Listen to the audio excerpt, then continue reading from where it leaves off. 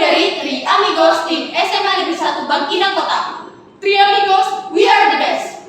Assalamualaikum warahmatullahi wabarakatuh. Selamat siang, salam sejahtera untuk kita semua. Om Swastiastu, Namo Buddhaya, salam kebajikan.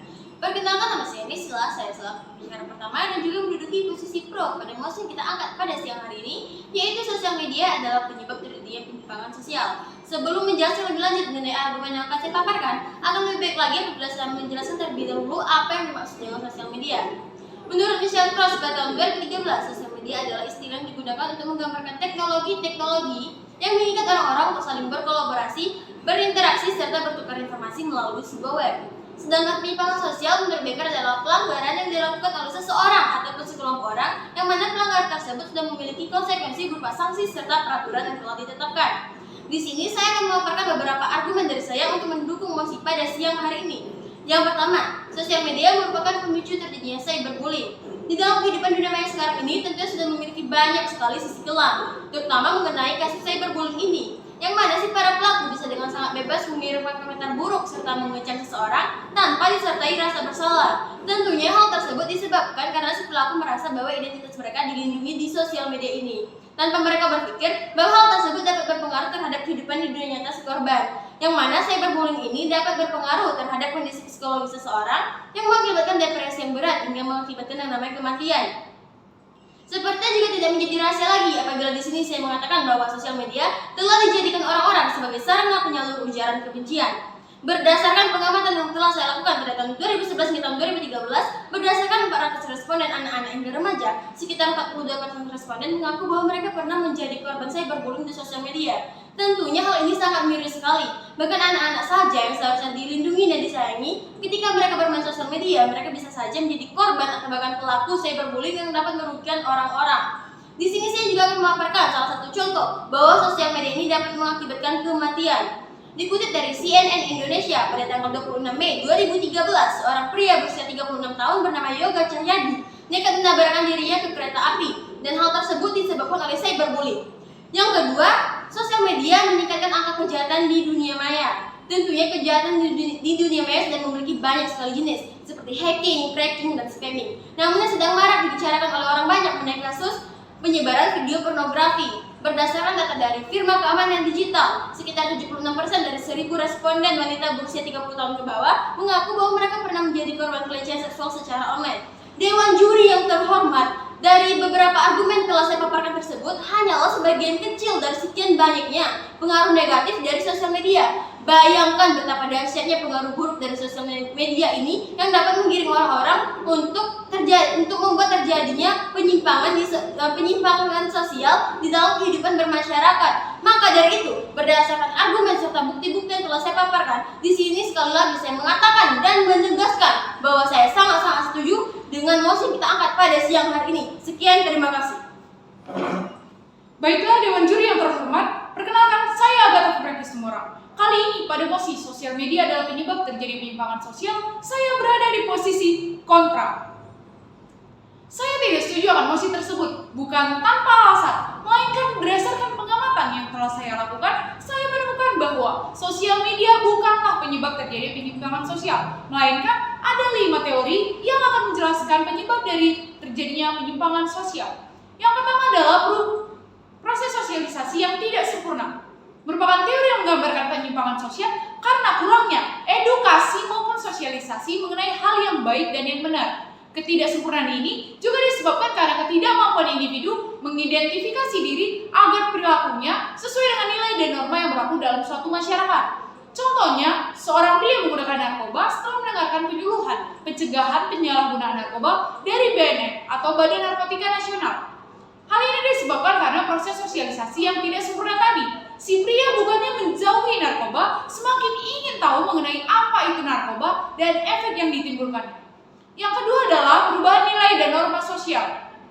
Seiring perkembangan zaman, masih ada beberapa orang ataupun kelompok yang tidak dapat mengikuti perkembangan tersebut, sehingga nilai dan norma yang mereka miliki berbeda dengan nilai dan norma yang orang lain miliki.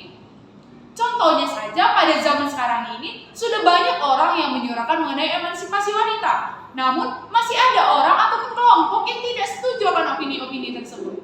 Sehingga mereka yang dahulunya merupakan kelompok mayoritas kini telah menjadi kelompok minoritas dan dianggap sebagai suatu penyimpangan sosial.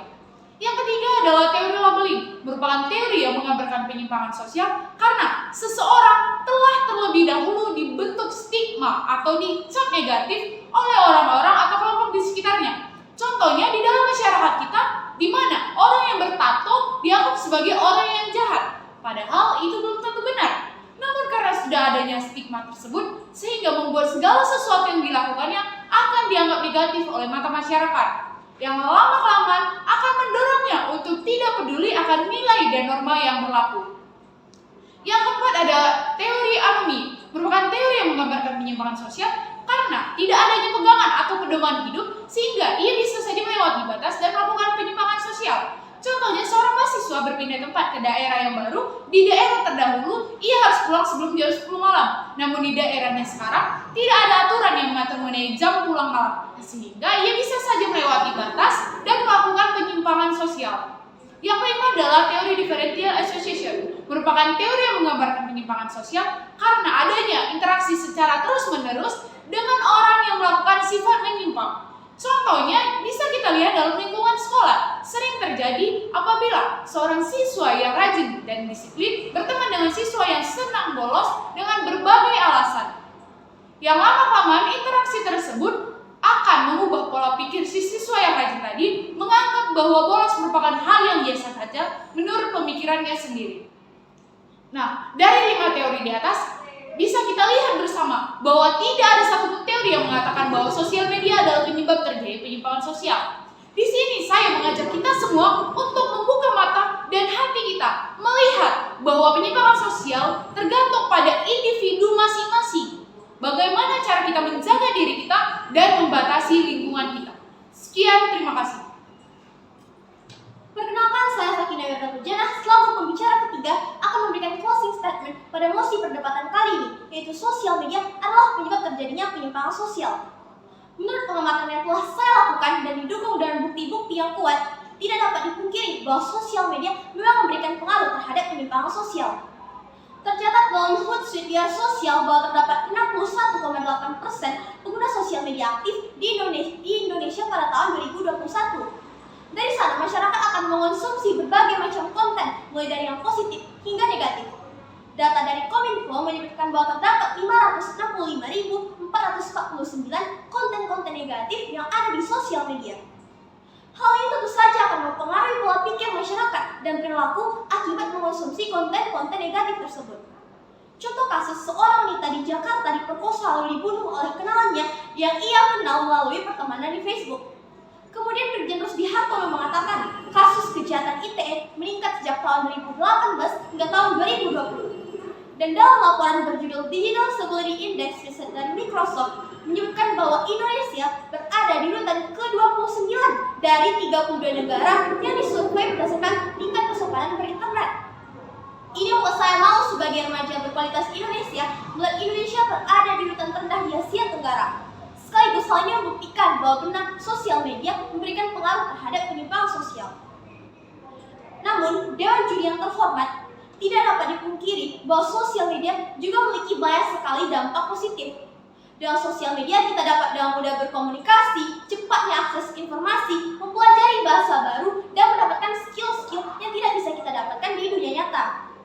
Juga dengan sosial media ini dapat dijadikan sebagai wadah untuk memberikan edukasi pencegahan mengenai berita hoax, seks bebas, cyberbullying, dan lain sebagainya.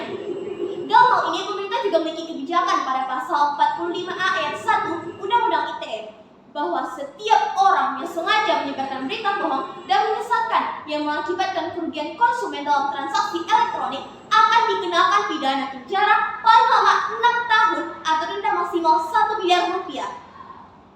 Saya percaya bahwa perkembangan teknologi sangat dibutuhkan untuk mencapai kemajuan. Penelitian seorang profesor di Harvard mengatakan bahwa Indonesia membutuhkan waktu selama 128 tahun untuk mengejar ketertinggalan kualitas pendidikan di negara maju.